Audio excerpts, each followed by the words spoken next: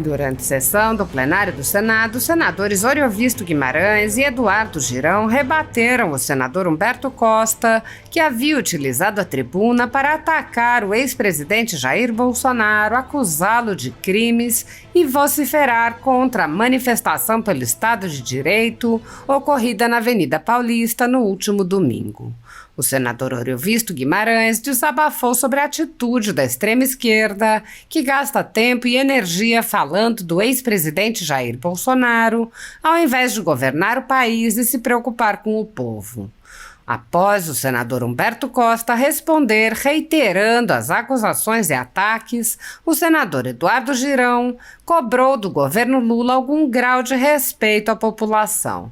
Ele disse: "Eu quero dizer que o país precisa de pacificação na prática. Não é agredindo, não é chamando os outros de bandido, não é acusando de um golpe de Estado que todo mundo viu. Quem estava na Avenida Paulista neste fim de semana, eu não fui, mas quem estava lá, as imagens mostraram. Rede social, eles querem censurar, é para isso. É para que essas imagens não cheguem. Eram pessoas de bem, eram senhoras e senhores com a bandeira do Brasil, essa bandeira que está aí atrás do senhor. Eram crianças, eram pessoas idosas que estão, senador Marcos Rogério, acuadas hoje em dia com esse alinhamento político-ideológico entre o governo Lula e a Suprema Corte do Brasil. É preocupante o que a gente está vendo." O senador lembrou que um jornalista português foi detido para questionamentos e apontou que isso não ocorre em democracias. Ele ironizou: "Aí se vem falar em democracia. Democracia para quem, cara pálida? Democracia respeita a Constituição." Girão rebateu a narrativa de golpe de Estado, lembrando os esforços do governo Lula para impedir a investigação do dia 8 de janeiro pela CPMI. Com a tomada da CPMI pelo governo, a comissão limitou-se a repetir, inclusive com alguns dos mesmos personagens, a CPI da pandemia, que ficou conhecida como CPI do circo e que serviu principalmente para a perseguição política. Assim como a CPI da pandemia, a CPMI do dia 8 de janeiro também não poupou esforços em humilhar pessoas e empresas que manifestaram apoio ao ex-presidente Jair Bolsonaro, além de quebrar sigilos sem qualquer fundamentação, vazar dados sigilosos para a velha imprensa e ameaçar pessoas de prisão. O procedimento é o mesmo observado em inquéritos conduzidos em cortes superiores. Matérias da velha imprensa atribuem um rótulo ou marca a um grupo de pessoas e isso é tido como suficiente para quebras de sigilos, interrogatórios, buscas e apreensões, prisões e confiscos, após promover uma devassa nas pessoas e empresas, no que é conhecido como Phishing Expedition. Os dados são vazados para a velha imprensa, que então promove um assalto de reputações que dá causa a novas medidas abusivas. Conforme vários senadores já notaram, os procedimentos são comumente dirigidos aos veículos de imprensa independentes, como a Folha Política, em evidente tentativa de eliminar a concorrência, controlar a informação e manipular a população brasileira. Em um inquérito administrativo no Tribunal Superior Eleitoral, seguindo esse tipo de procedimento, o ministro Luiz Felipe Salomão ordenou o confisco da renda de diversas pessoas, sites e canais conservadores, inclusive a Folha Política. A decisão recebeu elogios dos ministros Luiz Roberto Barroso, Alexandre de Moraes e Edson Fachin. A decisão não discrimina os conteúdos e atinge a totalidade da renda dos sites, com o objetivo de levar ao fechamento dos veículos por impossibilidade de gerar renda. Há mais de 31 meses, todos os nossos rendimentos são retidos sem qualquer base legal. Se você apoia o trabalho da Folha Política e pode ajudar a impedir o fechamento do jornal, doe qualquer valor à empresa Raposo Fernandes através do Pix, utilizando o QR Code que está visível na tela ou o código ajude@folhapolitica.org. Caso não utilize Pix, há a opção de transferência bancária para a conta da empresa Raposo Fernandes, disponível na descrição deste vídeo e no comentário fixado no topo. Há mais de 10 anos, a Folha Política vem mostrando os fatos da política brasileira e dando voz a pessoas que o cartel midiático quer calar. Pix ajude@folhapolitica.org. Assista. Senhor presidente, eu quero aqui, depois de ouvir o senador Humberto Costa, fazer aqui um desabafo, senador Humberto. É mais um desabafo. Veja, eu fui empresário a minha vida inteira e agora estou político sem ser político. Agora sou político porque fui eleito para o Senado. Eu sempre fiz muita palestra para congresso de empreendedorismo. Era um dos assuntos que eu sempre gostei muito e dava vários exemplos. Um dos conselhos que sempre dei para empresários é que nunca falassem de seus concorrentes, que nunca se preocupassem muito com seus concorrentes, porque não é o concorrente que ia definir a vida dele, mas sim o consumidor. Um empresário que fica o tempo todo falando no concorrente, promove o concorrente. Um empresário que se preocupa o tempo todo com o concorrente, deixa de se preocupar com o seu próprio negócio e está sempre copiando ou reagindo ao concorrente e não sendo o líder, não tomando a iniciativa.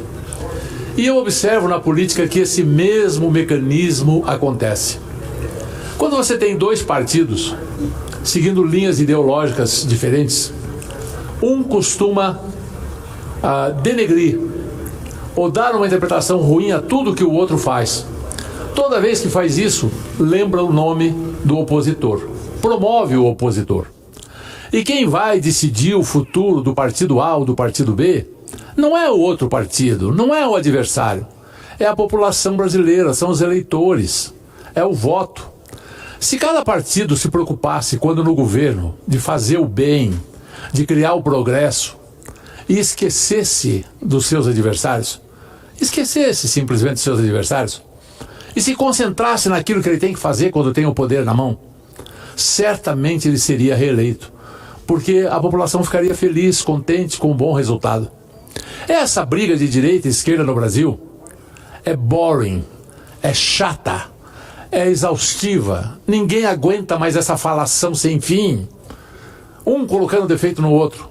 Isso interessa a quem, meu Deus? O povo brasileiro está interessado em comida, em emprego, em salário, em progresso. Esses discursos sem fim, de A falando de B falando de A, cansam e são inúteis. Podem no máximo ajudar o concorrente, mas ao povo já não interessa mais, ninguém aguenta mais isso. Obrigado, senhor presidente.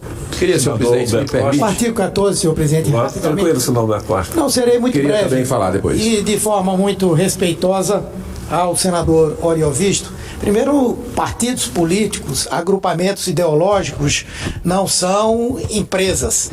E o debate político é da essência da política. Segundo, nós não estamos discutindo aqui meramente qualidades de um produto contra um outro. Nós estamos discutindo uma questão essencial para a vida desse país, que é a democracia. E o que nós falamos aqui dessa tribuna foi exatamente reforçar a defesa da democracia, que esteve e continua sob risco exatamente por conta das posições políticas daqueles que intentaram um golpe de Estado. Se tivessem tido eles sucesso, provavelmente muitos de nós não estaríamos aqui e muita gente do povo não estaria também. Muitos teriam sido assassinados, outros estariam nas câmaras de tortura, outros teriam sido expulsos do país e o povo não teria o direito de ouvir, de acompanhar e de fazer esse debate político. Portanto, eu agradeço a intervenção de Vossa Excelência, recebo com muito respeito, mas entendo que para a defesa da democracia não existe situação que não deva ser levada em consideração. Até porque, como Vossa Excelência disse, no caso do governo governo do presidente Lula, ele está muito preocupado e está fazendo o seu trabalho, cumprindo o seu trabalho, tentando melhorar a vida do nosso povo, mas nós não podemos nos calar diante dessa coisa tão importante para que se produza o bem comum, que é a liberdade, que é a democracia e que esteve e está ameaçada por essas forças do obscurantismo. Muito obrigado. Presidente, rapidamente, se o nosso querido senador Marcos Rogério também me permitir entrar nesse debate, eu quero ir na mesma linha do senador Iovisto Guimarães, líder do Partido Podemos, aliás, ex-líder, né, que hoje tem o Rodrigo Cunha, a dizer que o país precisa de pacificação na prática. Na prática, não é agredindo, não é chamando os outros de bandido, não é acusando de um golpe de Estado que todo mundo viu. Quem estava lá na Avenida Paulista nesse final de semana, eu não fui, mas quem estava lá, as imagens mostraram, rede social, que eles querem calar é para isso, censurar é para que essas imagens não cheguem. Eram pessoas de bem, eram senhoras, senhores, com a bandeira do Brasil, essa bandeira que está aí atrás do senhor. Eram crianças, eram pessoas idosas, que estão, senador Marcos Rogério, acuadas hoje em dia, com esse alinhamento político e ideológico entre o governo Lula e a Suprema Corte do Brasil. Isso é preocupante o que a gente está vendo. Teve um jornalista português, presidente, um jornalista português que foi detido por 4 horas no aeroporto. 4 horas no aeroporto de São Paulo, cheio de perguntas, de situações que não existe numa democracia, aquele tipo de pergunta. Aí se enche a boca para falar em democracia. Democracia para quem, cala pálida? Democracia respeita a Constituição. Aí acusar golpe de Estado, eu estava na CPMI, o senador Marcos Rogério também era titular para investigar o dia 8. Ou seja, quem queria investigar estava lá tentando aprovar os requerimentos, e quem queria sabotar as investigações, boicotar as investigações, o governo Lula travava tudo. Nem as imagens chegaram ali do estacionamento do Ministério da Justiça. É uma vergonha. É uma vergonha essa questão de negar as imagens para o parlamento. Isso é um desrespeito ao parlamento brasileiro, ao povo brasileiro que nos elegeu aqui para buscar a verdade. Então, senador Plínio Valério, o senhor é presidente, está presidente dessa sessão. Se alguém, Deus nos livre, entre na sua casa lá no Amazonas, naquelas imagens bonitas que o senhor mostra lá da Ponta Negra, revirar a sua casa, querer quebrar a sua casa, quebrar, como a minoria fez aqui, e essa merece ser punida, mas de acordo com a lei do Brasil.